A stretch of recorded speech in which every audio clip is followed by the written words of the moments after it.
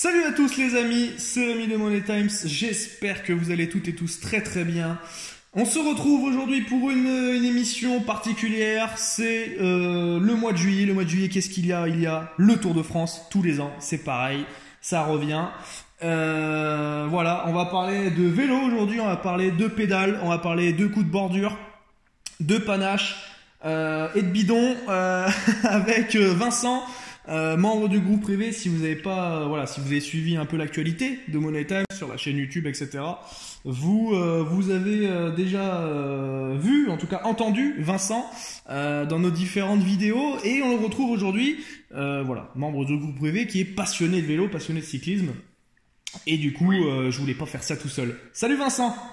Salut Rémi, et bonjour à tous les gens qui vont écouter ce podcast, cette vidéo donc consacrée au Tour de France. Voilà, content de pouvoir analyser ce Tour de France 2019 avec toi. Oui, c'est là, c'est quoi? C'est là 110e? Non. Et surtout ils axent sur le fait que cette année on fête les 100 ans du maillot jaune. Ah voilà, c'est ça. Donc de mémoire, doit être le 106e, vu que le 2013 c'était le 100e. Ouais, il me semble, ouais, c'est ça, voilà. Donc ça doit être le 106e Tour de France. Ouais, mais il y avait une histoire avec le maillot jaune. Voilà. On en reparlera du maillot jaune rapidement. Qu'est-ce qu'on va traiter aujourd'hui, les amis? On va traiter des différents classements. Classement grimpeur, sprinter par équipe, général, etc. On va donner un peu nos avis sur les états de forme des leaders, des différents leaders qu'il y a. On va parler un peu de l'actualité, du cyclisme de manière internationale. Il y a eu beaucoup de choses qui se sont passées ces dernières semaines, avec notamment sur les dernières répétitions qui étaient le Critérium du Dauphiné et le Tour de Suisse.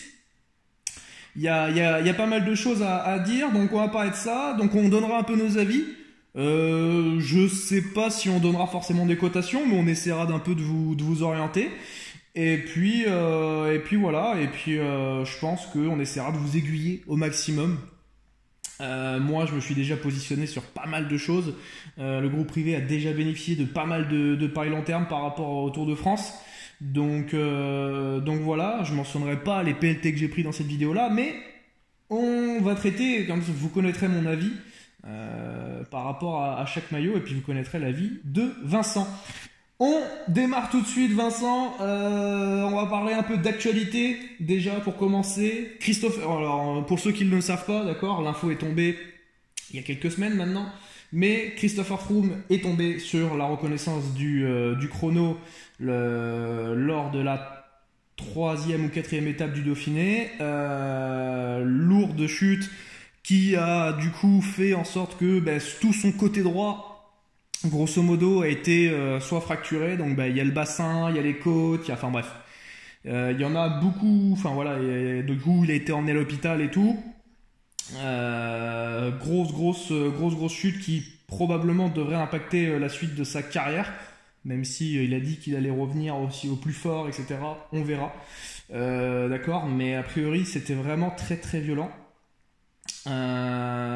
Quelques semaines plus tard, un de ses partenaires de la team Ineos qui tombe sur le Critérium du Dauphiné, donc Geraint Thomas. Alors là, beaucoup moins violent, c'était en course. On n'a pas eu trop d'images d'ailleurs par rapport à cette chute-là. Mais bref, il chute, il abandonne le Critérium du Dauphiné. Donc là, tout le monde un peu s'excite et tout le monde se dit en fait, c'est Egan Bernal va avoir la voie libre. Et du coup, Vincent, je voulais avoir ton avis. Est-ce que pour toi, oui ou non, Egan Bernal va avoir le leadership de la team Ineos, d'accord, anciennement Sky? Qu'est-ce que toi tu en penses, en sachant, avant que Vincent tu commences ton argumentation, en sachant que Geraint Thomas va mieux. On ne sait pas ce qu'il vaut sur un vélo, mais a priori il va mieux, il est debout, voilà, on a vu quelques photos, vidéos qu'il a pu faire. Voilà, ça va mieux. Egan Bernal a gagné le Tour de Suisse. Maintenant, qu'est-ce qu'on fait sur le Tour? Qu'est-ce qu'on fait sur le Tour? Après, le ressenti général un petit peu du milieu du vélo, c'est que Thomas arrive sur le Tour cette saison avec absolument aucune référence en haute montagne. On a vu sur le Tour de Romandie qui finit 3e, qui revenait pas trop mal. Il n'a pas pu se jauger sur le Tour de Suisse. Après, il y a toujours un problème quand tu chutes à quelques semaines d'un grand rendez-vous. On a vu Froome partir dans le mur sur l'étape de Roubaix en 2014. Il s'était cassé la gueule quelques semaines avant sur le Dauphiné.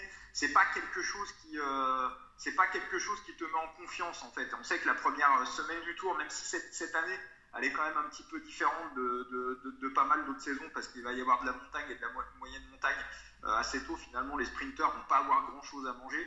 On sait que le Tour peut se perdre la première semaine, et avec la Shkumun qui tourne un petit peu autour de la team Ineos en ce moment, voilà, il peut avoir un peu les mains qui tremblent en première semaine, et donc du coup je pense alors ça se fera à la pédale, hein, comme entre Froome et Thomas l'an dernier. Je pense que Bernal est légèrement leader, même si c'est pas clairement défini au sein de l'équipe, mais je pense que dans la tête des dirigeants d'Ineos, Bernal est légèrement leader. Alors, fraîchement vainqueur du Tour de Suisse, il a montré qu'il était en jambes, d'accord, sur des étapes. Il a vraiment volé là, c'est sur l'avant-dernière étape, il me semble. Il a volé sur le Tour de Suisse dans les derniers kilomètres, hectomètres d'une montée sèche. Sur le chrono, ça tient la route. Donc bon, effectivement, il y a une équipe Ineos qui est quand même constituée de poids lourds, hein. Au-delà des deux qu'on vient de citer, il y a Wout Poels, Castroviero, il y a du Dylan Van Baarle qui a gagné sur le Critérium du Dauphiné, qui est un bon rouleur. Il y a du Gianni Moscon, on aime ou on n'aime pas, d'accord, mais c'est quand même un bon grimpeur qui pourra aider dans les premiers hectomètres d'une montée. Luc Rowe, très bon rouleur, il va pouvoir aider, je pense, pour aller récupérer peut-être une échappée sur du plat. Et Michal Kwiatkowski, en lieutenant de luxe, on va dire, avec Wout Poels. Donc voilà, quand on voit l'équipe, elle fait clairement peur. C'est clairement l'équipe la plus solide sur le papier pour en tout cas aller gagner le maillot jaune. Indéniablement, les deux favoris sont Geraint Thomas et Egan Bernal. On rappelle, d'accord, pour ceux qui sont pas à fond dans l'actualité cyclisme, mais Geraint Thomas va remettre son titre en jeu, d'accord. On en a pas parlé encore, mais c'est quand même à noter. Moi, je suis de l'avis aussi de toi. Enfin, je suis comme toi, Vincent. Je pense que Egan Bernal, pour moi, n'est pas encore légitimement leader. On a su que Egan Bernal avait dit juste après avoir gagné le Tour de Suisse qu'il roulerait pour Geraint Thomas, que c'était Geraint Thomas le leader.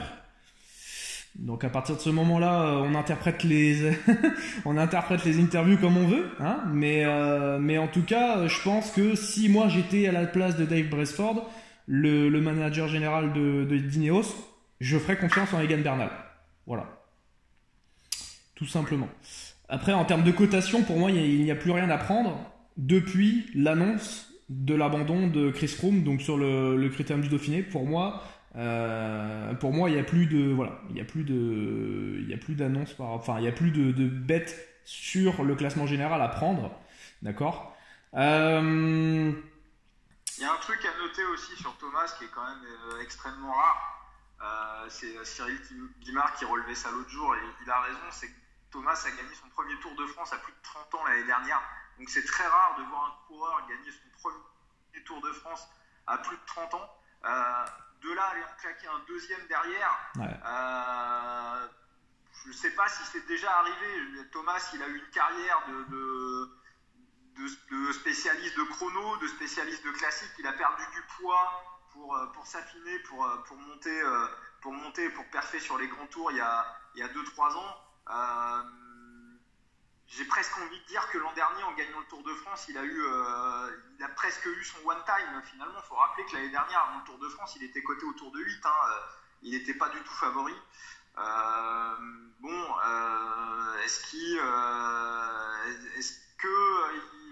est-ce qu'il n'a pas eu son one time l'année dernière? Pour toi, ça te rappelle un peu Bradley Wiggins? Ça peut rappeler Wiggins, ça peut rappeler, alors après lui il était un peu chargé à autre chose, mais ça peut rappeler Bjorn Norris. C'était une autre histoire, lui il était équipier et d'un seul coup il a découvert le PO et il s'est mis à fendre les pelotons. Mais oui, ça rappelle oui, complètement. Moi clairement Garen Thomas, côté Wiggins, quand on en parle régulièrement avec Vincent. Et en début de saison, Garen Thomas, la forme qu'il avait, il était gros, d'accord. Il était gros, il était pas du tout affûté, il était pas du tout en jambes, ça se voyait. Ah mais il a fait un hiver dégueulasse. Il a fait, il a saucé les plats, il a fait le tour de toutes les réceptions, il a été élu sportif de l'année au Pays de Galles. C'est ça. Il a pendant que les autres charbonnaient pendant l'hiver, il a un peu, il a saucé les plats. Alors maintenant la question c'est est-ce que en n'ayant pas travaillé pendant l'hiver, en ayant bien bossé pendant le printemps, parce que je pense quand même qu'il a dû bien bosser ces dernières semaines, est-ce qu'il peut rattraper, est-ce qu'il peut compenser et rattraper le niveau de mecs qui ont bossé pendant tout l'été, pendant tout l'hiver? Moi j'y crois pas. On se rappelle, alors pareil, c'est compliqué de comparer parce qu'on revient sur une époque où les mecs étaient chargés, mais on va considérer qu'ils étaient tous chargés au même niveau et que ça les met à égalité. Ça faisait la différence entre un Ulrich et un Armstrong.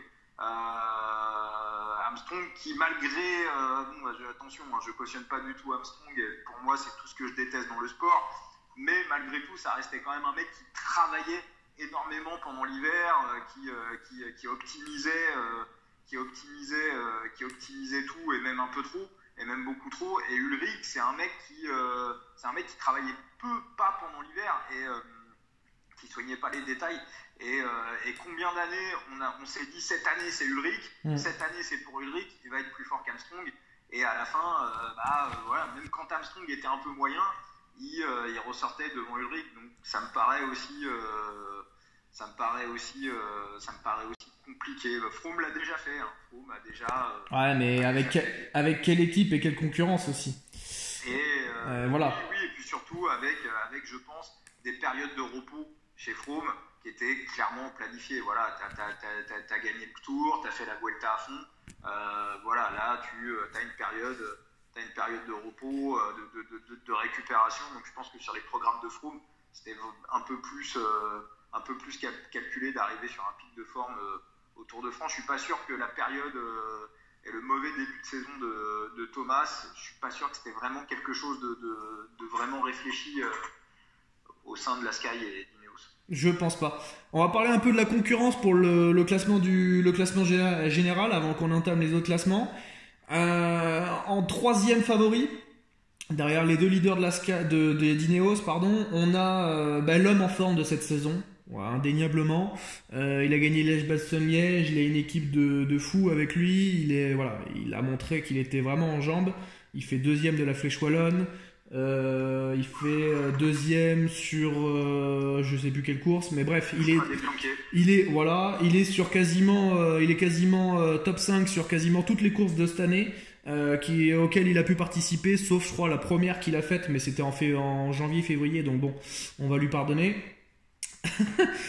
C'est Jakob Fuglsang, donc de l'équipe Astana, General Manager, donc Alexander Vinokourov. Tiens, on le connaît bien celui-là, et pas que pour et pas que pour des choses bien.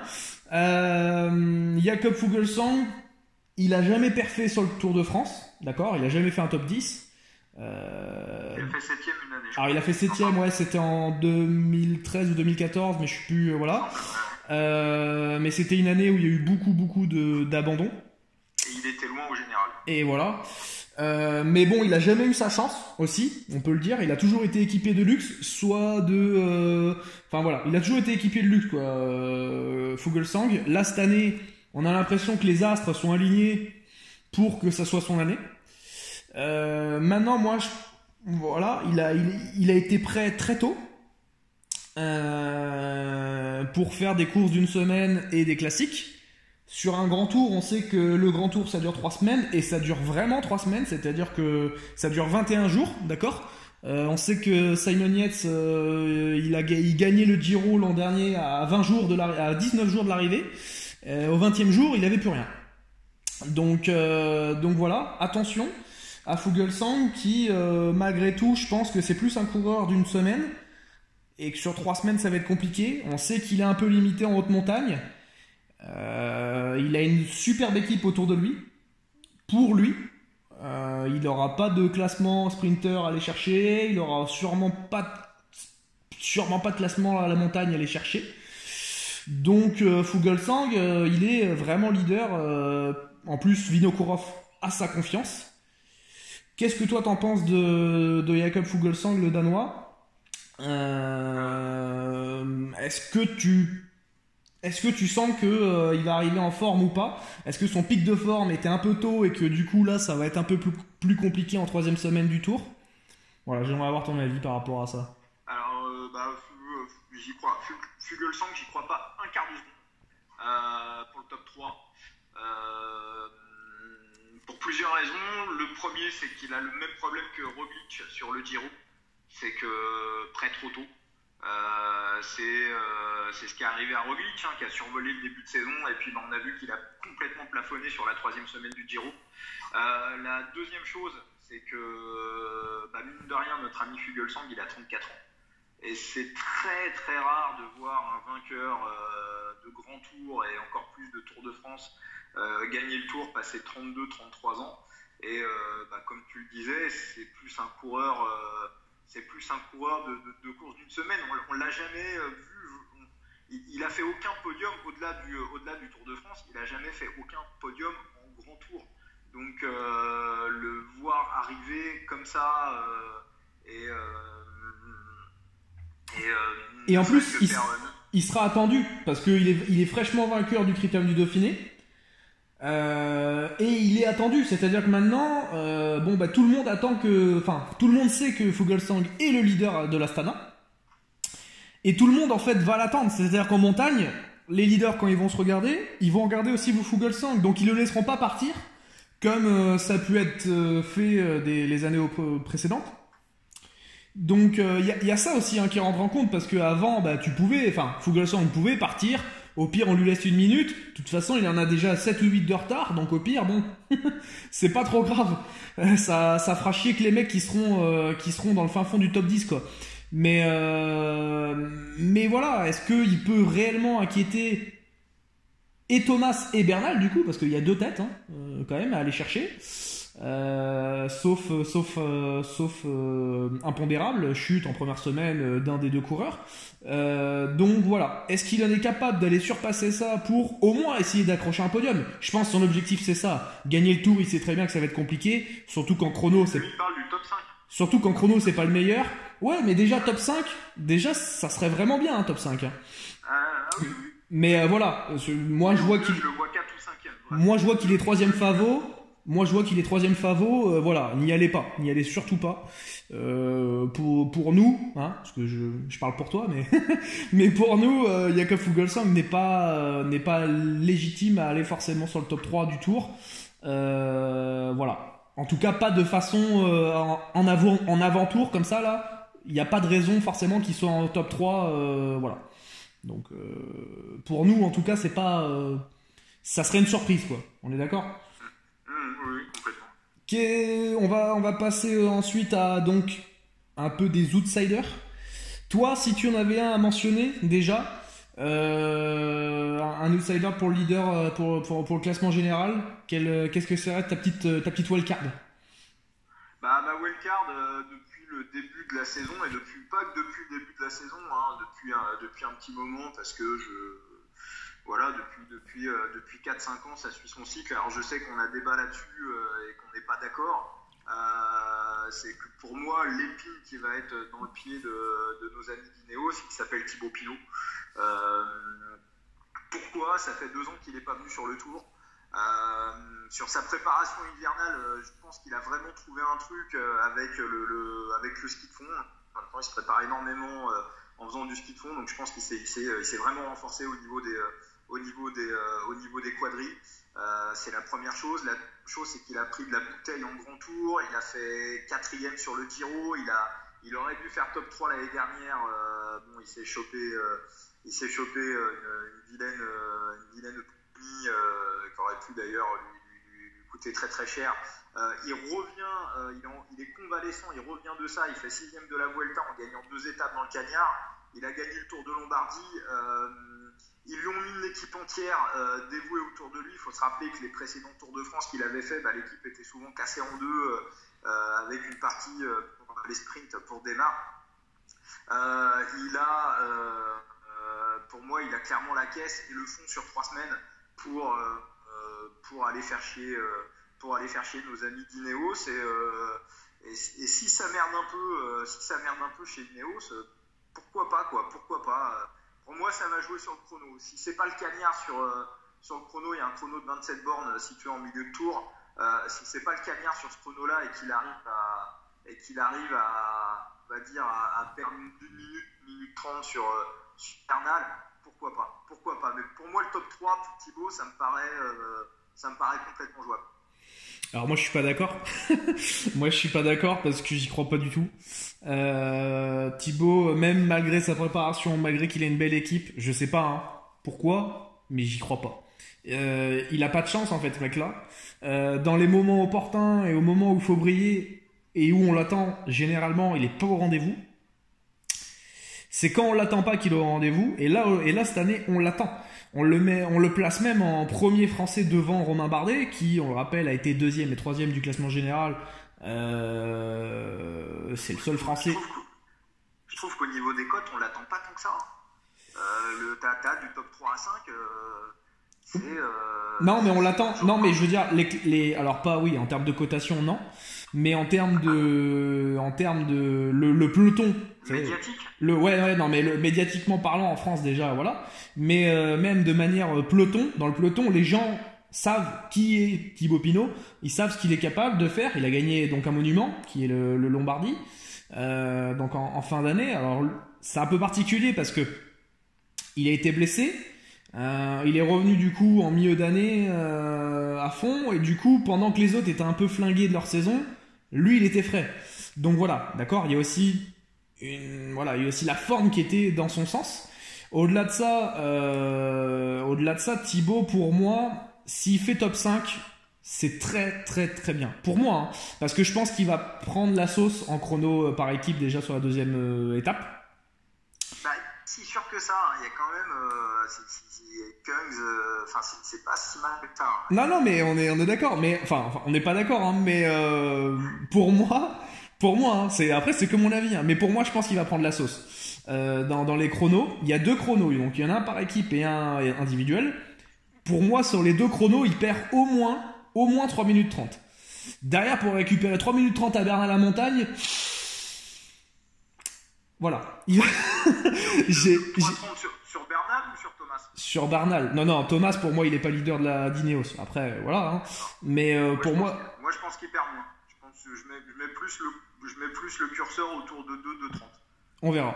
Mais voilà, en sachant aussi que Pinot sait moyennement bien descendre. Ça, c'est un souci. Bernal, on a vu qu'en descente, c'était pas une quiche. On a vu que le mec savait descendre. C'était pas le meilleur descendeur du peloton, mais il savait descendre, pardon. Donc voilà, après, bon, on gagne pas forcément un tour sur une descente. Ça, ça je te l'accorde, tu vois. C'est pas sur une descente forcément qu'on gagne le tour, mais c'est surtout sur du chrono et c'est surtout sur une montée sèche. À voir. À savoir aussi que les conditions météo, il fait très chaud en ce moment. Est-ce que ça va durer tout le mois de juillet? Ça, c'est un peu l'avenir. Enfin, on verra. Faudra regarder. Mais Thibaut Pinot, on sait que sous forte chaleur, il brille pas. Lui, il aime quand il y a des conditions dégueulasses. Voilà, il adore ça. Donc, s'il pleut et que vous voyez Thibaut Pinot, pensez à lui. Si vous le voyez en live, il part en montagne, attaquer sur une montée bien sèche et ça pleut. Les autres vont pas vouloir attaquer parce qu'ils sont pas à l'aise, mais lui il est à l'aise, il adore ça. Donc voilà, c'est un Franche-Comtois, il fait pas beau chez lui, donc lui il est habitué. Donc voilà. Moi, je le mettrais 6, quoi. 5, 6, 7 dans ces eaux-là. Mais je pense que le chrono va avoir raison de lui. Maintenant, c'est que mon avis. Évidemment, en commentaire de la vidéo, n'hésitez pas à donner, vous, votre avis sur Pinot. On n'a pas parlé de Bardet, mais pour nous, Bardet, on le met un cran en dessous. Déjà, il a une équipe qui est différente. Beaucoup moins taillé pour la montagne. Il est moins en confiance que Thibaut Pinot. En contre-la-montre, il est moins fort aussi que Thibaut. Même si les deux sont pas fous, mais il est moins fort que Thibaut. Tony Galopin ne sera pas de la partie. Donc Pierre Latour non plus. Donc voilà, ça fait beaucoup de mecs comme ça qui pouvaient potentiellement l'aider en montagne qui seront pas là. Attention à Bardet parce qu'il risque peut-être de faire même alors quand je dis Tony Galopin sera pas là, je rectifie, d'accord, il sera là, il est dans la start list, d'accord, mais il est tombé sur les championnats nationaux, il a fait le Giro, donc voilà. Il n'aura pas les jambes qu'il peut avoir hyper fraîches pour aider son leader. Voilà, c'est juste ça. Et du coup, Pierre Latour, lui, a été remplacé par Alexis Villarmeau, qui lui aussi a fait le Giro. Donc lui aussi va pas avoir des jambes très fraîches. Et il n'a pas forcément rassuré non plus sur le Giro. Donc voilà, il n'a pas une grosse équipe, il n'a pas forcément une grosse confiance, le Romain. Voilà, on sait que c'est un professionnel, on sait qu'il a bossé, on sait que le Tour, il vise que ça dans l'année. On verra. Mais moi, j'y crois pas une seconde et je crois que Vincent, t'y crois pas une seule seconde aussi. Non, mais j'y crois pas non plus, mais c'est le fait de ne pas croire en Bardet, ça renforce ma conviction sur Thibaut Pinot. Hein. Je vais terminer là-dessus, mais admettons que Bernal soit au-dessus de Pinot et je vais t'accorder ça. Derrière, est-ce que Thibaut c'est moins fort que Fulsang? Pas sûr. Sur 3 semaines, pas sûr. Est-ce que c'est moins fort que Thomas? Moi, Thomas, je le vois péter dans la montagne. Donc, ouais. Est-ce que c'est moins fort que Nairo? Thibaut, c'est clairement plus fort. Tu vois ce que je veux dire? Si tu prends tous les coureurs, est-ce que Thibaut, c'est vraiment moins fort que Yates? Oui. Alors oui, c'est moins fort. Enfin, on va en reparler, hein, mais pour moi, la Mitchelton a un gros coup à jouer. Pour moi, Adam Yates, c'est un bon coureur de course d'une semaine. Après, il peut faire un truc, hein. Attention, il a déjà fait 4ème du Tour. Mais admettons Yates. Pour moi, c'est 50-50 avec Yates. Est-ce que c'est meilleur que Porte? Oui, large. Voilà, derrière, tu as du Landa, du Mas, du Kruijswijk. Quand tu prends individuellement tous les mecs, je vois pas pourquoi Thibaut, quel complexe il peut avoir par rapport à tous les gars qui vont aller à la chasse au podium derrière Ineos. Ah ouais, non, mais ça se tient. Enfin, je veux dire, l'argument se tient. Maintenant, moi, j'ai d'autres arguments. Moi, j'ai d'autres arguments parce que t'as des mecs que t'as pas cités. Uran. Uran est un mec. Waterpools, pourquoi pas? Ouais, aussi. Pourquoi pas? On a vu Woodpools qu'il avait les cannes sur le Dauphiné. Il a été chercher une super étape pluvieuse, mais super étape quand même, où il a vraiment attaqué sur 700-800 mètres, il en a mis une belle, et clairement je pense que peu de monde aurait pu suivre celle-là. Mais il y a du Simon Yates aussi, au cas où. Alors, je pense que le leader de la Mitchelton sera Adam, mais justement, voilà, il y a les deux frères Yates, et les deux frères Yates, ça peut vraiment être très très chiant. Sur un groupe à 10 leaders, avec les 10 leaders, t'as les deux frères Yates là, tu sais pas lequel, parce que bon, pour savoir qui c'est qui, les mecs ils se ressemblent comme deux gouttes d'eau, donc bon, quand ils ont leur tunique, voilà, il y a que leurs lunettes qui changent, donc déjà va savoir qui c'est qu'attaque, si c'est Adam ou Simon. Donc imagine, Simon il est à 10 minutes, les leaders ils pensent que c'est Adam, et finalement c'est Simon, enfin bref. Ça peut générer un stress. Ouais, non mais voilà, ça peut clairement mettre le doute. On n'a pas parlé de Emmanuel Bourman, qui fait une excellente saison sous les couleurs de la Bora. Alors ok, c'est pas un coureur de 3 semaines, on sait pas ce qu'il vaut sur 3 semaines, on est d'accord. Mais sur une semaine, il a prouvé qu'il était excellent. Il a fait de superbes échappées et de super coups. Il a profité un peu des marquages de certains leaders pour profiter sur des courses d'une semaine. Donc voilà, il y a des coups à faire. Attention à la Movistar, on les attendait presque pas du tout sur le Giro. Finalement, ils ont fini très très très fort en troisième semaine, en l'emportant même avec Richard Carapaz. Donc, et un Michael Landa qui était vraiment en feu aussi en dernière semaine. Michael Landa qui sera sur le Tour de France. Donc voilà, ça nous donne le fait que Froome soit plus là. En fait, ça a ouvert beaucoup de choses, beaucoup plus que ce que les médias veulent entendre. Plusieurs spécialistes disent oui, voilà, Ineos, ça change rien que Froome soit là ou pas. Bah si, ça change les gars quand même. Ça change quand même les choses que Froome ne soit pas là, parce que l'an dernier, celui qu'on marquait, c'était quand même Froome, c'était pas Thomas. Et Thomas a profité du fait que tout le monde ou presque marque Froome, alors que Froome n'était pas forcément au mieux. Donc voilà. Il y a du Vincenzo Nibali aussi qui est là. Alors ok, il a fait le Giro. Ouais. Il a fait le Giro. Mais il y a un truc sur Nibali, c'est qu'il a très très peu couru en début de saison et que dès l'hiver, il y a des mecs par exemple comme Simon Yates, je pense que sa participation au Tour de France s'est décidée ces dernières semaines. Il a raté son Giro, son objectif était le Giro. Un mec comme Landa, début de saison il n'était pas là, ça allait pas, donc pareil, Nibali, dès le mois de novembre, quand on a les parcours des grands tours, il dit qu'il va doubler le Giro et le Tour de France, donc il a une préparation en conséquence. C'est ça. C'est pas le Giro se termine, on a fini deuxième, on sauce les frites, on sort la maillot, on a fait son grand tour. Non, c'est Nibali, il sait qu'il a 34 piges, qu'il a encore 2 ou 3 saisons, c'est un mec qui va pousser, il aime ça, il va signer chez Trek l'an prochain, Giro terminé, récupération, il a couru je crois la semaine suivante sur une course en Italie sur un Grand Prix de Formule 1, le Lugano.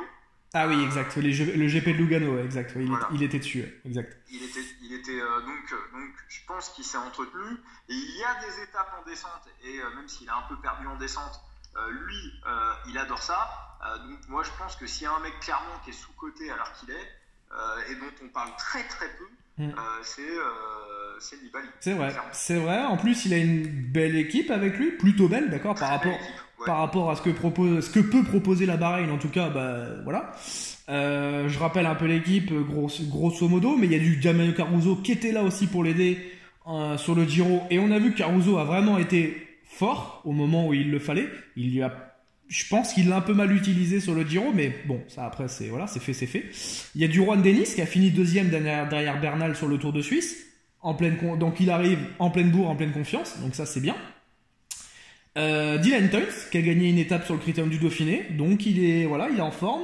Il a tenu le maillot de leader sur le Critérium pendant 2 jours, il me semble, 2-3 jours. Jan Tratnik, bon rouleur. Matej Mohoric, bon rouleur. Sonny Colbrelli pour les sprints. Bon voilà, c'est une belle équipe, Bahreïn, c'est cohérent.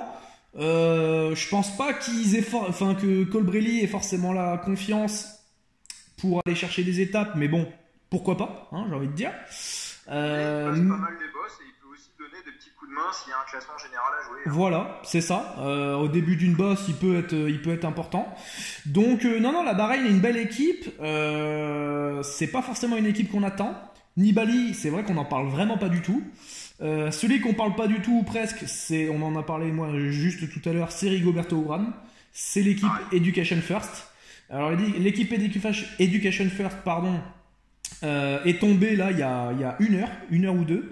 Donc je vais vous la donner, la composition d'équipe. Donc il y a Urán, Alberto Bettiol, donc vainqueur du Tour des Flandres cette année, Simon Clark, Tanel Kangert, Sébastien Langeveld, Tom Scully qui est un excellent rouleur et très fort au chrono, TJ Van Garderen qui a fini deuxième du Critérium du Dauphiné, et Michael Woods qui a un profil un peu puncher grimpeur.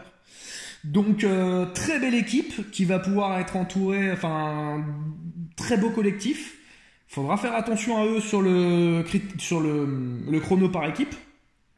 Voilà, juste une petite info comme ça pour la deuxième étape. Mais attention à cette équipe-là, parce que Rigoberto Urán, c'est pas forcément l'attaquant fou, d'accord, c'est pas le mec qui va attaquer forcément, mais très bon rouleur. très bon suceur de roue, et il est capable d'en placer une au bon moment et d'aller gratter des bonifications au sprint, parce qu'en petit comité, le Roberto Urán, ça sprinte très bien. Donc voilà, attention à ce coureur. On sait qu'il a déjà fait la blague il y a quelques années. Donc voilà. Il a de la matière en tout cas. Donc c'est très ouvert. On va finir un peu sur le classement général, mais c'est très ouvert.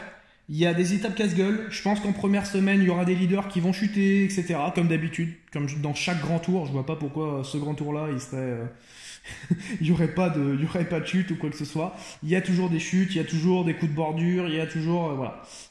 La première semaine, souvent les gens ils disent ouais, on va s'embêter. Non, on va pas s'embêter, croyez-moi, on va se régaler. On va passer donc à tout autre. Là, on va passer à tout autre. On va parler du classement par points, donc qui est le classement de meilleur sprinter. On a un énorme favori qui est Peter Sagan. Il remet son titre en jeu. Peter Sagan qui a vécu un début de saison plutôt compliqué. On l'attendait sur des classiques. Paris-Roubaix, sur le Tour des Flandres. Bref, il a pas forcément perfé là où on l'attendait. Sur le Tour de Suisse, il s'est rassuré. Il a été gagné le classement du meilleur sprinter devant des Viviani, devant des Colbrelli, etc. Donc voilà. Alors, après la concurrence n'était pas non plus folle, mais quand même il y avait du Michael Matthews aussi.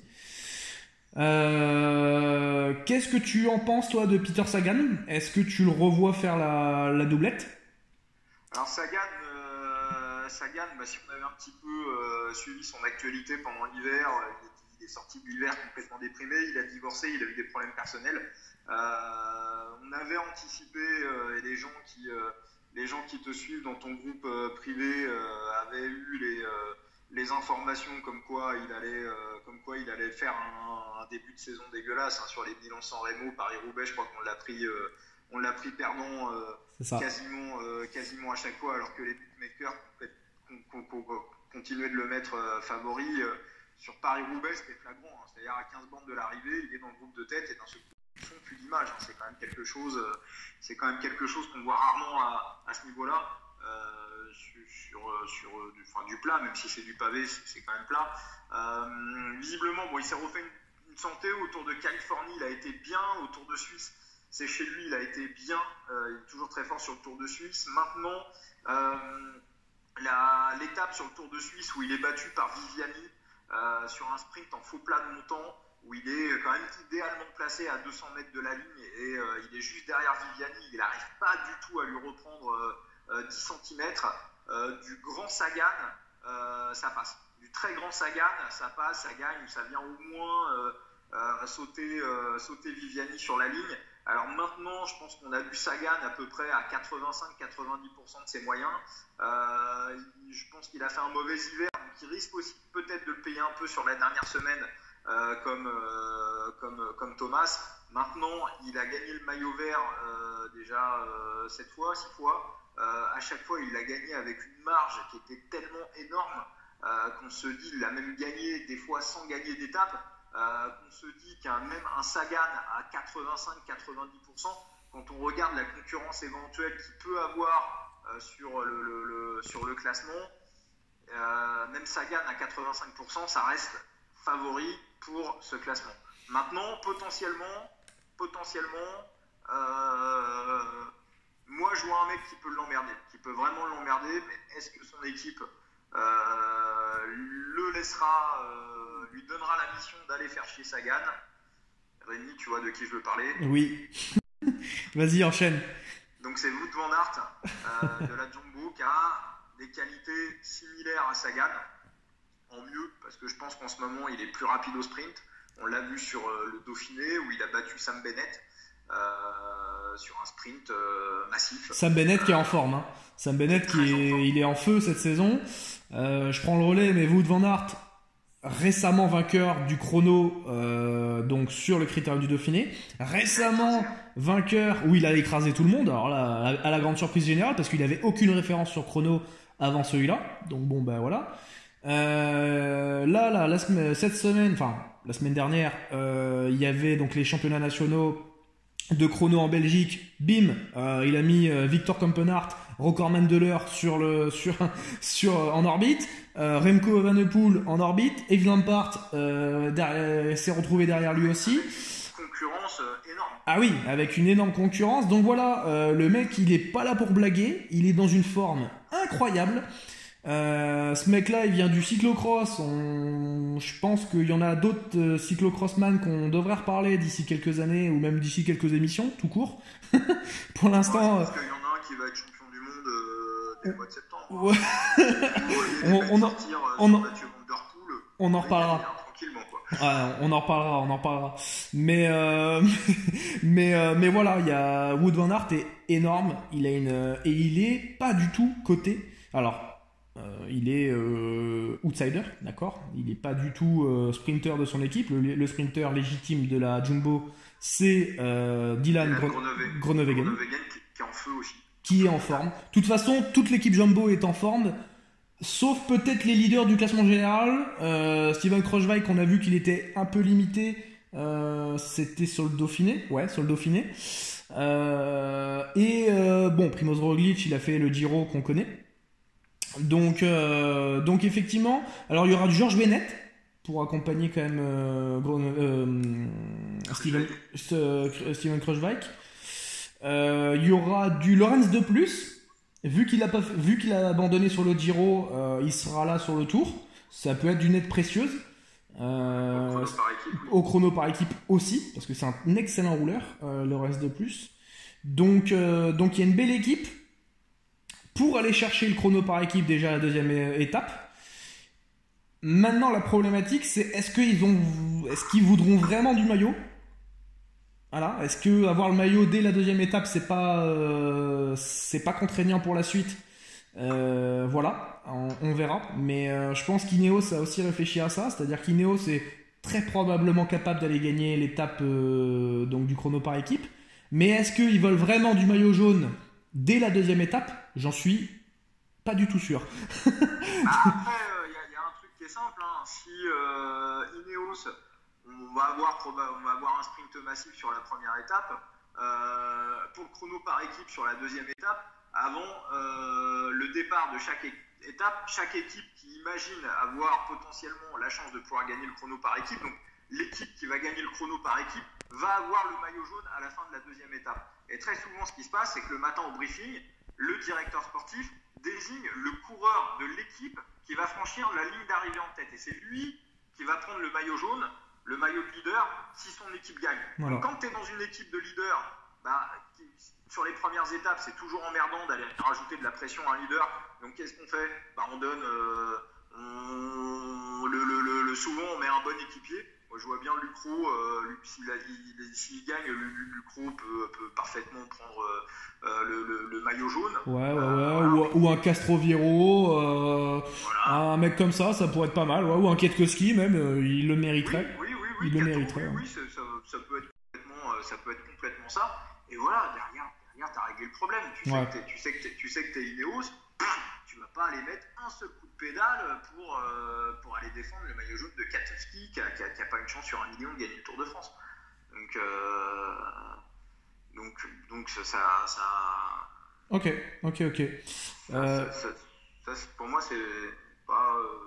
Et il y a aussi un parcours derrière qui peut laisser place à des baroudeurs dès la 4e, 5e étape et laisser à des petites équipes le désir de prendre quelques minutes et voilà. Du coup de reprendre le maillot. Ouais, c'est possible. Comme on avait vu avec Greg Van Avermaet il y a quelques années, gagné dans le Cantal, avec une avance de dingue, et derrière son équipe avait contrôlé la course jusqu'aux Pyrénées où on savait qu'il allait prendre une tuile, et c'est ce qui s'est passé malgré qu'il avait, je crois, 6 ou 7 minutes d'avance, un truc de fou général. On est d'accord. Ok. Donc toi, Peter Sagan et les autres, enfin Peter Sagan, Wout van Aert, d'accord. Toi, alors c'est un peu la petite pièce. Wout van Aert a tenté. Voilà, c'est une petite croquette à mettre. Maintenant, le problème de Van Aert, c'est que on risque de temps en temps, pour gagner le maillot vert, faut être présent tout le temps dans les sprints. Faut faire les sprints massifs. Et moi, j'ai peur que son équipe lui donne la consigne de faire poisson pilote pour notre ami Dylan Groenewegen et qui perdent des points dans cette configuration. Okay. C'est malheureusement le danger. Si ils se permettaient le luxe, et des fois il y a des équipes qui peuvent le tenter, de laisser les deux jouer leur chance sur le sprint, pourquoi pas. Là pour moi, si ils choisissent cette option-là, là dans ce cas-là, oui, il a clairement une vraie chance. En plus, il va récupérer des points sur le chrono. Il y a énormément d'étapes qui lui conviennent. Il peut clairement faire chier Sagan. Ok.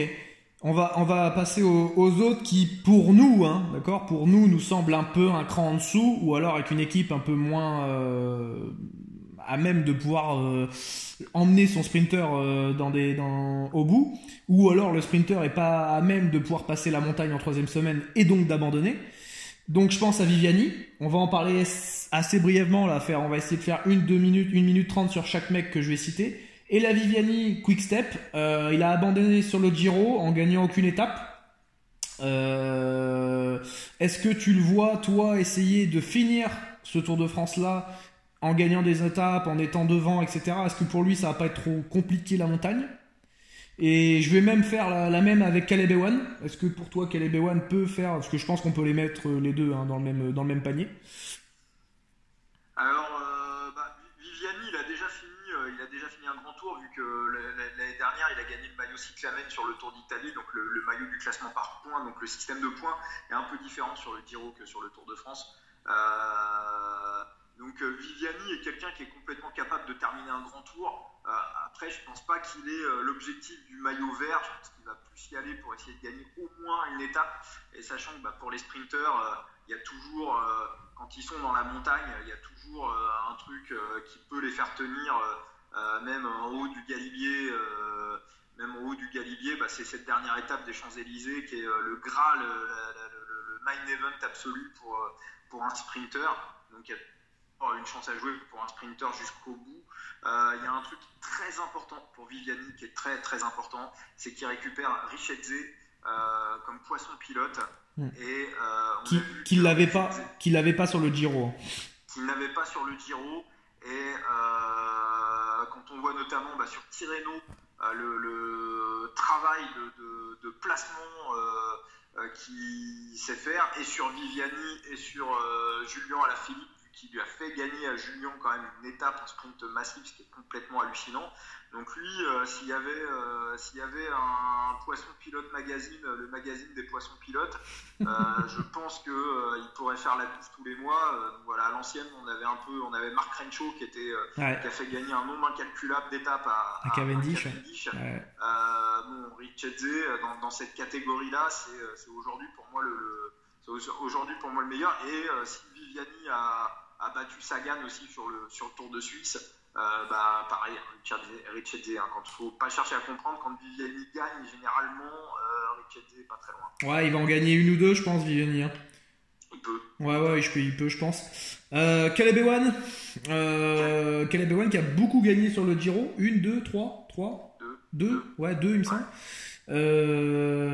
Spécialiste sur les sprints très courts. Sur 200-300 mètres, c'est sûrement le sprinter le plus explosif. Voilà. En tout cas, c'est celui qui, sur du plat et 200 mètres, c'est un des plus solides.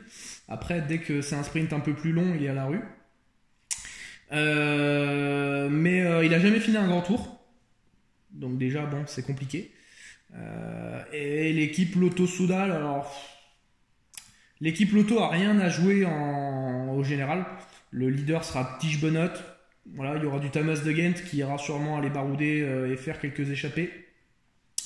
Mais sinon, il n'y a pas grand chose à se mettre sous la dent. Il y a du Tim Wellens qui va pouvoir aller chercher les étapes un peu vallonnées. En tout cas avec une côte sèche. Donc voilà, je pense à la 3e étape par exemple. Il y a même la première, il peut, Tim Wellens, pourquoi pas. Mais bon, c'est pas, j'y crois moyen. Mais voilà, quoi penser de Caleb Ewan alors qu'il a le Giro dans les jambes, le demi-Giro, vu qu'il a abandonné la moitié du Giro. Voilà, pour moi, pour le classement à points, je le mets pas dans les favoris. Tu m'arrêtes, hein, Vincent, si j'ai dit... Non, mais je vais même aller plus loin que toi. Si vous voyez quelque part un bookmaker qui ose proposer Caleb Ewan ne gagne pas le maillot vert, mettez votre maison dessus. Non. non, on se calme. Mettez votre femme, mettez tout. Tout simplement pour une bonne raison, c'est que Caleb Ewan n'a jamais terminé un grand tour. Il a jamais essayé de terminer un grand tour. Ouais, là, aussi, ouais. C'était flagrant. Sur le Giro, il y avait encore potentiellement des choses qu'il pouvait faire. Voilà, dès qu'il y a une montagne qui arrive, hop, on met le clignotant à gauche, on part à l'hôtel, C'est ça. on prend l'avion, on rentre à la maison en Australie. Maintenant, Caleb, sur les sprints en faux plat montant, il a progressé aussi on en avait parlé quand on avait fait le briefing pour le Giro et on avait vu dans les choses, bon, il y a des choses qu'on n'a pas vues, mais notamment Carapaz, mais ça, il n'y a personne qui l'avait vu. Ouais, ça, ouais. Et dans ce qu'on avait vu, on avait vu clairement que Caleb pouvait en croquer une ou deux, et je crois que la cote pour qu'il gagne une étape, elle était à 2,25, et celle-ci, on était dessus. Caleb, il y a clairement des profils qui lui correspondent. Et je pense pas que le Giro, en ayant fait la moitié du Giro, je pense pas qu'il soit très très fatigué. C'est la première fois qu'il vient sur le Tour de France. Ah, c'est important. Ça, je savais pas. J'étais pas sûr. Enfin, dans un coin de ma tête, j'avais dans la tête, est-ce que Ewan a déjà fait le tour? J'étais pas sûr de moi. Donc, ok, d'accord, c'est intéressant. Ça veut dire qu'il aura pas trop de repères aussi, mais bon. On verra. Michael Matthews qui a fait le Tour de Suisse, un peu décevant. Mais on sait un peu pourquoi aussi. Il a divulgué dans la presse que l'équipe Sunweb, en gros, faisait travailler Matthews pour faire un peu équipier du moulin pour la montagne, ce qui est une aberration, clairement. On va pas se le dire. C'est une aberration. Matthews, c'est un excellent sprinter qui passe très bien les bosses. Et tu essayes de le faire, de l'améliorer en montagne pour l'aider dans les premiers hectomètres des bosses. Enfin, je veux dire, à un moment donné, il faut arrêter. Dumoulin qui sera pas sur le Tour. D'accord, il a chuté sur la première semaine du Giro. On en parlait d'ailleurs. Des leaders qui potentiellement peuvent chuter et abandonner. Tom Dumoulin l'a fait sur le Giro. Michael Matthews, est-ce que tu as une chance? On sait qu'il a déjà gagné le maillot vert du Tour avec des impondérables qu'on connaît, mais il a gagné déjà le maillot vert. Est-ce que toi, tu revois gagner Michael Matthews malgré les infos qu'on a par rapport à ce qu'il a pu dire, en sachant qu'il a dit derrière en gros qu'il s'était pas entraîné pour sprinter, que voilà, il n'était pas prêt, quoi. Je pense que surtout ces déclarations qu'il a faites, il a dû mettre un gros bordel dans l'équipe. Clairement, sur ce qu'il dit là aussi, on comprend que le président directeur général de la Sunweb s'appelle Tom Dumoulin. De la même manière que le président directeur général de la Cofidis avant l'arrivée de Cédric Vasseur s'appelait Nasser Bouani. Voilà, tu vois Matthews, on voit que Matthews, où on lui demande de faire le Grégario pour Tom Dumoulin, la consigne ne peut venir que de Dumoulin. Enfin, moi, c'est mon analyse. Donc, est-ce que Dumoulin va apprécier de passer au niveau de son image? On voit que c'est quand même un mec qui cherche à soigner son image. Est-ce qu'il va apprécier de passer pour le petit enfant gâté qui a la droite, enfin voilà, il fait passer, sa déclaration n'est pas superbe. Donc derrière, voilà, comment vont réagir aussi les équipiers de la Sunweb? Est-ce qu'ils vont avoir envie d'aller se défoncer pour un mec qui est pas dans les petits papiers du boss? Moi, je ne mettrais pas sur ce tour-là, je ne mettrais rien sur Matthews. Même si on l'a vu, c'était sur quoi? Sur le Tour du Pays Basque. Ouais. On l'a vu plutôt bon, mais on était au mois de février et il avait encore, je pense, ses acquis des préparations au sprint, et il n'y avait pas non plus une concurrence. Démentielle, mais il a quand même été bon. Ok, on a fait le tour, on va dire, des favoris pour ce classement-là. Alors, on peut parler de Alexander Kristoff, mais c'est beaucoup moins performant en sprint plat. Il n'a pas forcément l'équipe pour l'aider. UAE va chercher des étapes plus en montagne. On en reparlera. Il jamais grand chose sur le Tour de France. Et ouais, sur le Tour. Christophe, c'est clairement un coureur de début de saison. Il a gagné quand même sur les champs l'année dernière. C'est vrai. Donc voilà, c'est quand même une étape de prestige qu'il a gagné, mais après c'est vrai que d'ailleurs il peut peut-être la regagner ce tour-là. S'il y a beaucoup de sprinters qui abandonnent, potentiellement il peut. On va avoir l'état de fraîcheur en fin de tour. Voilà, c'est ça. On a vu qu'il était plutôt bon sur la période des classiques, même très bon. Voilà, il sera en l'absence de Fernando Gaviria qui ne participera pas au Tour de France. Donc et du coup Fernando Gaviria qui a été remplacé par Fabio Aru, donc totalement, enfin pas du tout le même profil de coureur, mais on en reparlera un petit peu après. Voilà, il y a du Matteo Trentin, champion d'Europe, Edvald Boasson-Hagen, Sonny Colbrelli, bon voilà. Et après je vais pas plus loin parce que je pense que ça sert à rien. C'est tout ce qu'on vient de citer avant et bien au-delà de ces coureurs-là. Classement de la montagne, Vincent, on va essayer d'être un peu plus rapide, puisque ça fait déjà quasiment 1 heure de vidéo. On parle, mais ça c'est la passion, c'est normal. Le classement de la montagne, Julien Alaphilippe est favori pour les bookmakers. Qu'est-ce que tu vois de ça, de cette cotation-là? Est-ce qu'elle te paraît intéressante ou non? Et si oui, pourquoi? Sinon, pourquoi? Oui. Enfin, pour moi, il est favori. Oui, pour moi, il est clairement favori. Après, est-ce qu'il y a de la value à le prendre à 2,50? C'est ça la cote moyenne. Faut rappeler que l'année dernière, je crois qu'il était autour de 10.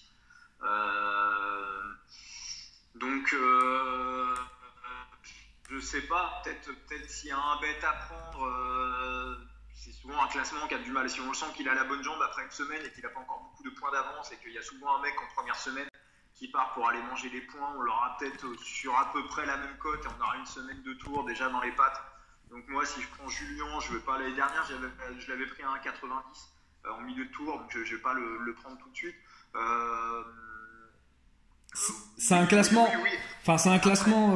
Je vais un peu répéter ce que j'ai dit pour le Giro, pour ceux qui n'avaient pas regardé les vidéos, mais c'est un classement un peu bâtard. Parce que en fait, en pré-tour, on ne sait pas trop forcément quel coureur, quelle équipe va vouloir vraiment aller à l'avant tous les jours ou quasiment tous les jours pour aller chercher des points, etc.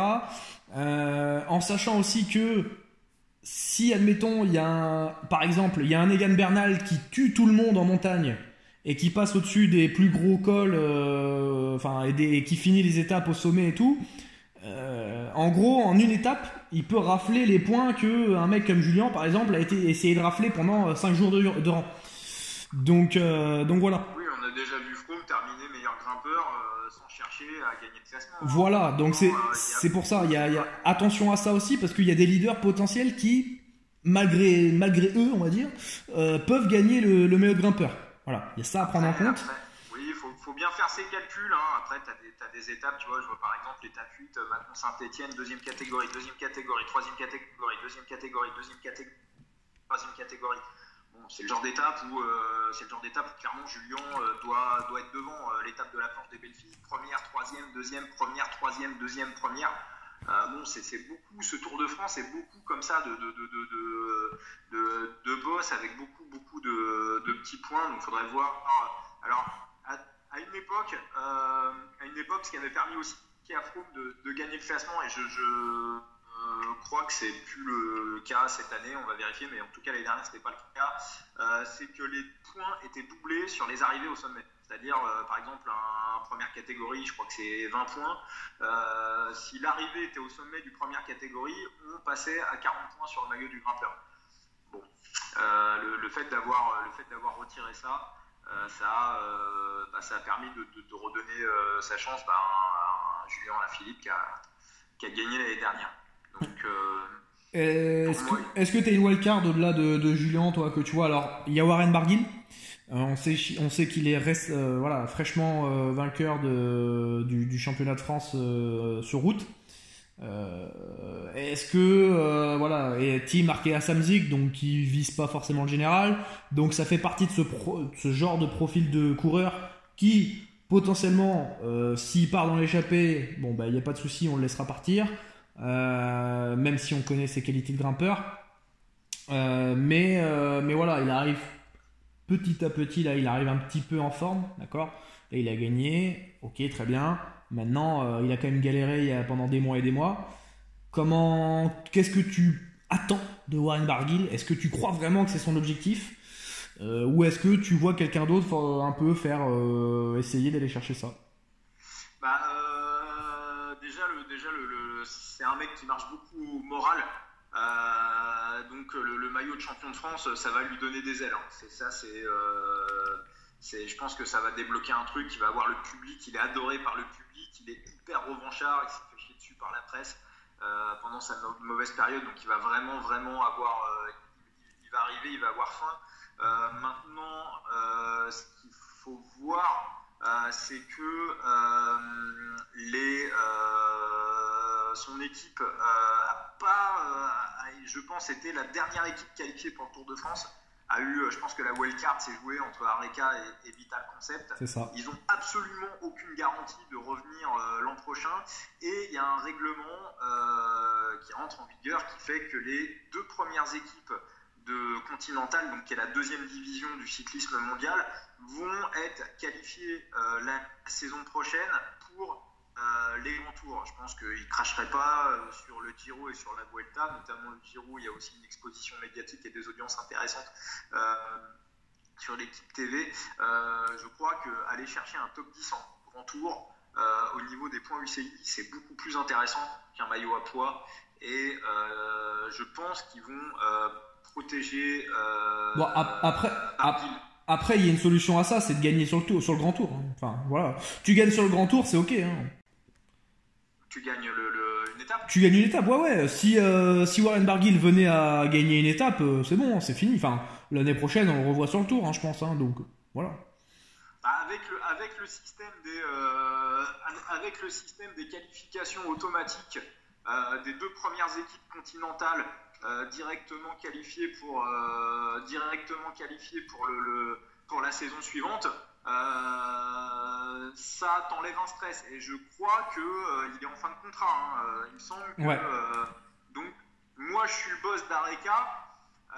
Je serais plus tenté d'aller chercher les points UCI et de viser les 2 premières places continentales qui, pour l'instant, sont tenues par la Cofidis et par Direct Energy, mais qui pourraient monter en World Tour l'année prochaine. Il en est question, donc peut-être que je ne connais pas le règlement précisément, mais peut-être qu'ensuite on se reporterait sur les 3e et 4e équipes continentales pour intégrer les grands tours. Donc moi je pense que la stratégie d'Areca et Warren est déjà un mec qui a joué le général, qui a déjà joué le général sur le Tour de France. Je crois qu'il a fait 9e ou 8e. En plus, avec des leaders qui sont absents cette année, comme Froome et Dumoulin, et d'autres qui sont moyennement en forme, je pense qu'ils vont essayer de le protéger la première semaine, de faire le meilleur chrono, de limiter le plus possible sur le chrono par équipe, voir ce qu'ils peuvent faire dans la planche des belles filles. Et, il y a 2-3 étapes en première semaine où on va voir qui est en forme. Si à la fin de la première semaine, ils voient qu'ils sont encore dans les clous pour jouer un top 10, je pense qu'ils vont le laisser sur le général et qui va tenter de gagner des étapes à la pédale, c'est-à-dire contre les leaders. C'est quelque chose qu'il a déjà fait il y a 2 ans.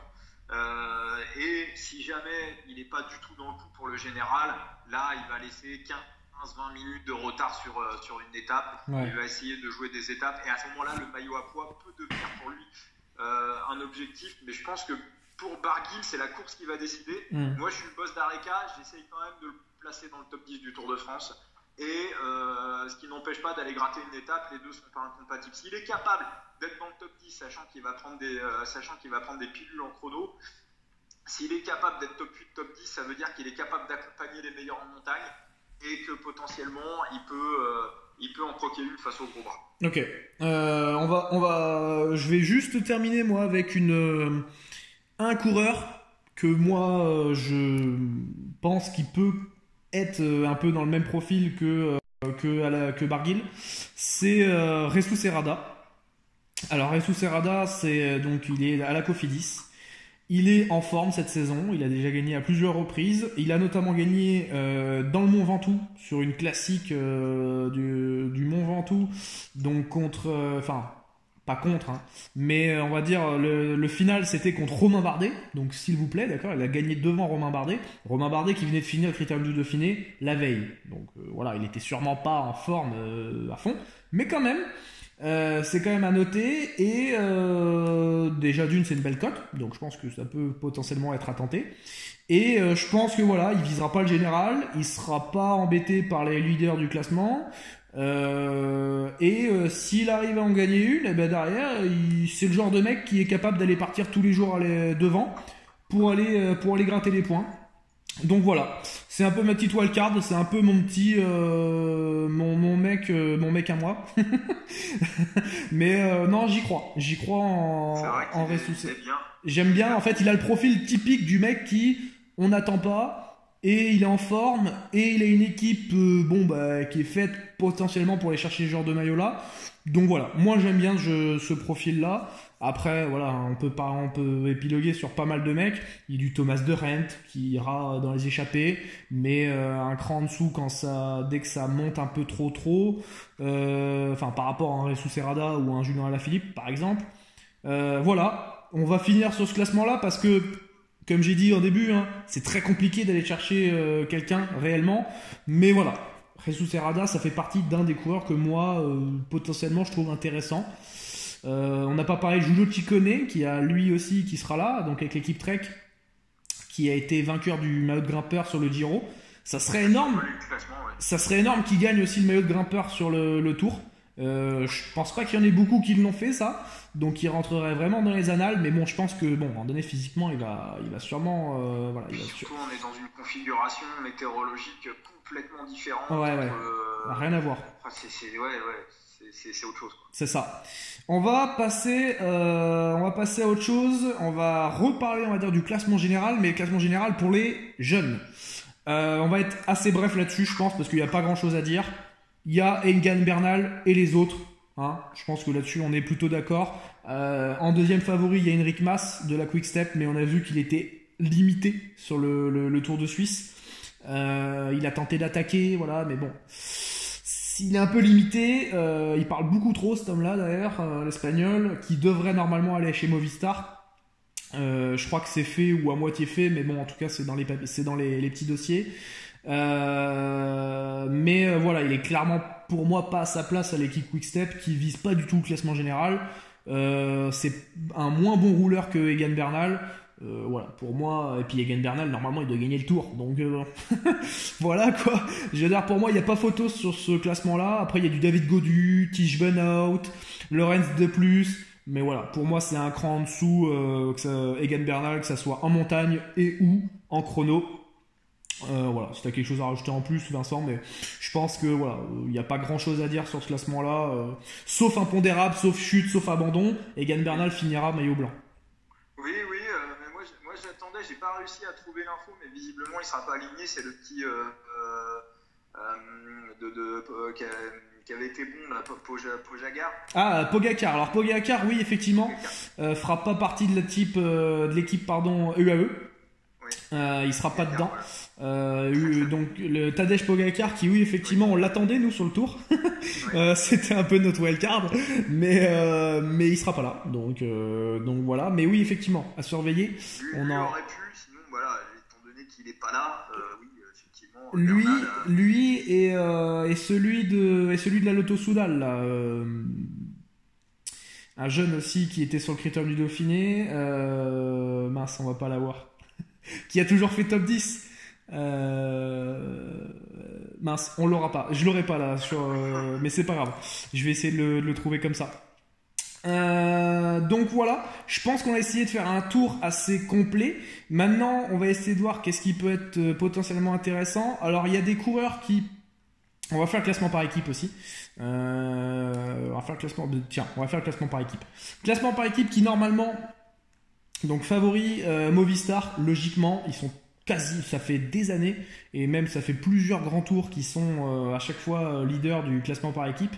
Ils adorent ce classement, et ils ont vraiment en plus l'équipe pour bien figurer dans ce classement-là. Ils ont 3 gros leaders que sont Quintana, Landa et Valverde. Et derrière, ça monte bien parce qu'il y a du RVT, Amador, voilà, il y a vraiment du beau monde. C'est vraiment pas mal du tout. Donc voilà. Quelle équipe, toi, tu verrais en wildcard au-delà de la Movistar? J'ai beaucoup de mal à me positionner sur ce classement. On rappelle comment ça marche, hein. C'est après chaque étape, on prend le classement des 3 meilleurs coureurs de l'équipe.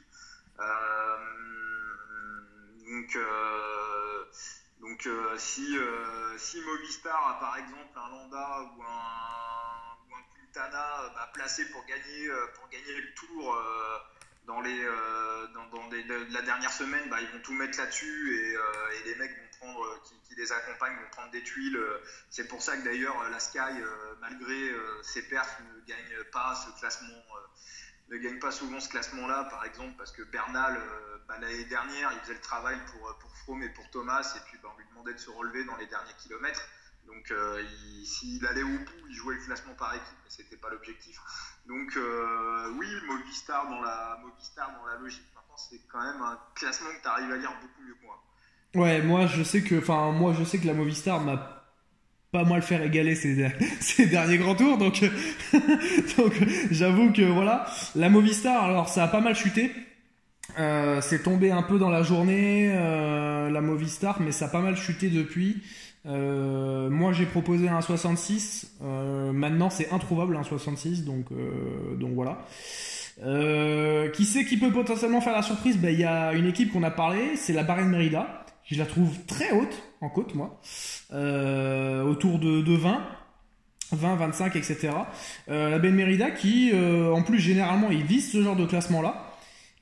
Donc on va voir. Peut-être que ça peut être une belle wildcard, un coup à tenter. L'équipe Education First aussi, qui est pas dégueu. Même si je pense que ça devrait un peu.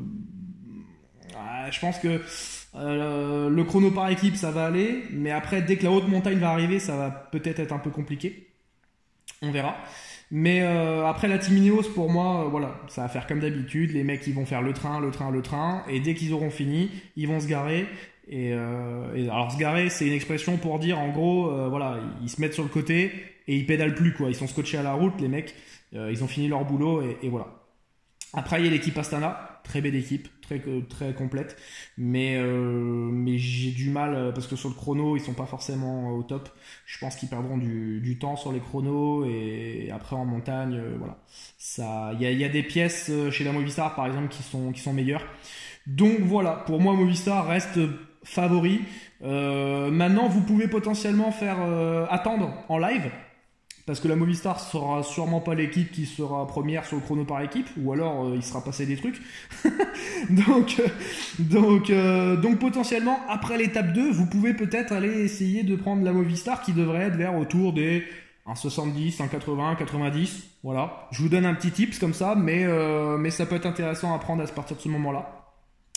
Et voilà un peu ce que j'en pense. C'est Björn Lambrecht, d'accord, j'ai trouvé l'homme de la Lotto Soudal. Oui. Voilà, bien, je l'ai trouvé, Björn Lambrecht. On peut croquer quelques paris sur le tour du Pays Basque. C'est ça. Et le Critérium du Dauphiné aussi sur quelques face à face. Il nous a régalé. Je pense qu'on a fait le tour. Et sans mauvais jeu de mots, hein, d'accord. Voilà, je pense qu'on a essayé de faire un condensé. On est déjà à 1 heure quasiment et quart de vidéo. Est-ce que tu as quelque chose à rajouter en plus? Est-ce que tu as un coureur, toi, qui, je sais pas, que tu attends ou que tu attends pas du tout, une déception, un homme qui, pour toi, est haut dans les attentes, mais qui va être mauvais. Voilà. Est-ce que tu as un mot de fin, on va dire? C'est un presque mot de fin. Ouais, 3 choses. Déjà pour le podium, cette année, je pense qu'on va avoir une grosse surprise. Alors, je sais pas qui dire qui, quoi, comment, mais un petit TJ Van Garderen, un mec... Ça me plaît, ça me plaît. Ouais, mais je peux en avoir 10 ou 15, comme Mas qui est arrivé 3ème, qui a fait 2ème de la Vuelta l'année dernière, ou Carapaz qui a gagné le Giro. On peut voir un mec improbable débarquer sur le podium. c'est la première chose. La deuxième chose, attention au règlement cette année. Il y a plusieurs étapes avec des bonifications, c'est assez nouveau. Des bonifications en temps. Si tu es à quelques kilomètres de l'arrivée, sur les étapes 3, 6, 8, 9, 12, 15, 18 et 19, souvent en haut de côte, et ça va jouer sur le classement général. Il y a 8, 5 et 2 secondes de bonification à prendre à chaque fois. On a vu Ineos Sky qui s'est entraîné pour ça sur le Paris-Nice, où il y avait un système un petit peu semblable qui était un peu testé sur la course. Donc attention, ça c'est la première fois qu'on voit ça. Et le dernier point important pour moi, c'est l'étape numéro 1, où j'ai localisé des choses. Pour moi, cette étape, elle peut réserver une énorme surprise. Tout le monde voit un sprint massif. Quand on analyse le dernier kilomètre de l'étape et les 500 derniers mètres, ça grimpe. On est clairement sur un faux plat qui est plus que montant. Pour moi, ça peut être pénalisant pour les purs sprinteurs comme Groenewegen et Viviani, qui seront favoris de cette étape-là. Et on a du Van Aert et du Alaphilippe à 40. Si on se rappelle de ce qui s'est passé sur Tirreno avec Alaphilippe qui avait gagné la 5e étape, qui était une étape qui se terminait en faux plat montant à 2% devant Peter Sagan, cette arrivée-là à Bruxelles sur l'étape de samedi est plus dure que l'étape qui avait été gagnée par Julien sur Tirreno. Donc chacun en fait ce qu'il veut, mais je pense qu'il y a même un bluff des organisateurs et il y a aussi un bluff des équipes. S'ils sont pas cons, ils le voient, et je ne serais pas surpris qu'à la Jumbo et à De Koninck, dès le matin, les consignes soient faites pour Van Aert et pour Alaphilippe sur cette étape-là. Sachant que Van Aert est belge, voilà. Aussi médiatiquement. Ouais, il y a du Tim Wellens aussi. Hein. Tim Wellens, ça pourrait lui convenir. Et Tim Wellens, ça peut aussi les convenir. Ouais. Et Caleb, évidemment, Caleb, qui pour lui, c'est parfait. Hein. Pour lui, c'est vraiment. Après, comment il va être amené et comment ça va se passer pour lui. Mais après, moi, on est vraiment sur 500 derniers mètres de faux plat très montants. Et c'est vraiment pour sprinter puncher, et tout le monde nous parle tu prends les cotations, c'est sprinté, c'est coté comme si c'était tout plat. Ouais, c'est vrai que alors ça s'appelle le Bosberg, hein, d'accord, c'est sur 1 km 1, mais en fait c'est un peu bâtard comment ils l'ont mis, mais en gros ils ont mis ça sur 1 km 1 et à 5%, mais en fait c'est pas ça qu'il faut voir, c'est surtout qu'il y a 500 mètres à 7% 6. Voilà. 7% 6 c'est une montée sèche, hein. Voilà, ça rigole pas. Donc c'est pas du tout pour et Sagan. Non. Sagan, mais c'est pas du tout un truc pour pur sprinter. Non, c'est pas pour du Viviani, pour du Groenewegen, etc. Donc ouais, effectivement, la première étape, elle peut être trompeuse, et même, je dirais même au-delà de ça, le parcours est casse-pattes. Le parcours est très très très casse-pattes. Il y a beaucoup d'enchaînements montée-descente, montée-descente, montée-descente. Alors c'est pas très prononcé, mais le Bosberg c'est la deuxième côte du parcours. C'est pas l'arrivée finale. Mais alors moi pourtant attends, est-ce que ah non, Château de Lequel. OK, non, autant pour moi, d'accord. Non, OK. Mais enfin ça y ressemble, hein. C'est pas du 6-7% sur les 500 derniers mètres. C'est du 3%. Mais je pense qu'on est sur du 3-4. Ouais. C'est bon, on est largement. Les Champs-Élysées, c'est du faux plat montant.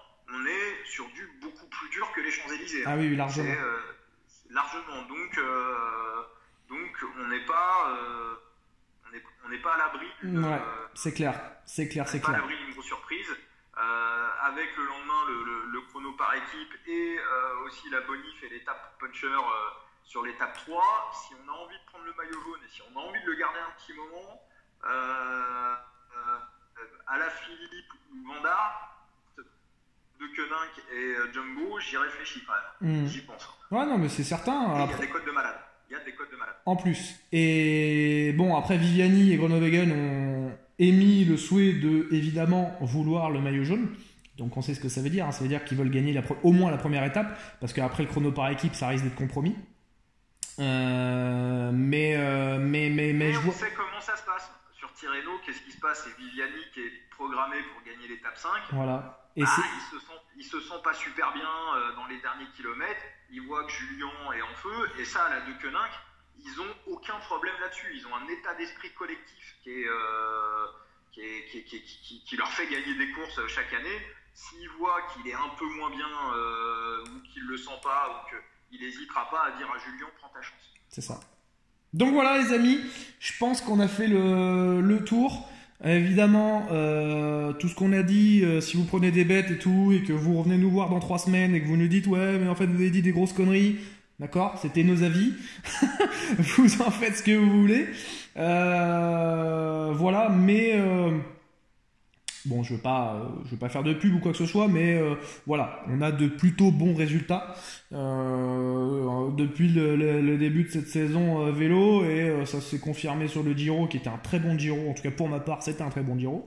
Donc voilà, il y a encore des belles choses à faire sur ce Tour de France, mais attention, ça va pas être du cadeau, et faites attention aux bookmakers qui essaient de vous influencer sur des cotes, sur des belles cotes, mais sur des cotes un peu minimalistes. Là, en mettant par exemple Dylan Groenewegen en méga favo sur la première étape, c'est pour nous pas du tout value par rapport à ce qu'on vient de dire précédemment. Voilà les amis, j'espère que cette vidéo vous a plu. Alors elle est un peu longue, voilà, elle fait 1h20, mais tant pis. C'est comme ça, c'est le Tour de France, ça nous passionne. Pour ceux qui seront passionnés et qui voudront aller jusqu'au bout, je vous remercie d'avoir été jusqu'au bout les amis. Vous, si vous avez des questions, n'hésitez pas en commentaire à les mettre. Si vous avez des interrogations sur le groupe privé de Money Times, si vous voulez en savoir plus, si vous voulez rentrer dans une communauté, je vous invite à aller sur notre Discord. Vous avez plein d'infos, vous partagez avec plein de passionnés. Voilà, vous avez plein de choses disponibles avec tous nos réseaux qui sont dans la description de cette vidéo. On espère avec Vincent que on a essayé de faire en sorte de vous décrire des choses assez rapidement, et bon, c'est jamais simple, mais voilà, on a essayé d'être le plus clair possible et de vous orienter. Voilà, n'hésitez pas à venir nous voir en privé si vous avez besoin d'avis ou autre. Et puis écoutez les amis, on se retrouve pour une prochaine vidéo. Salut à tous les amis, ciao ciao.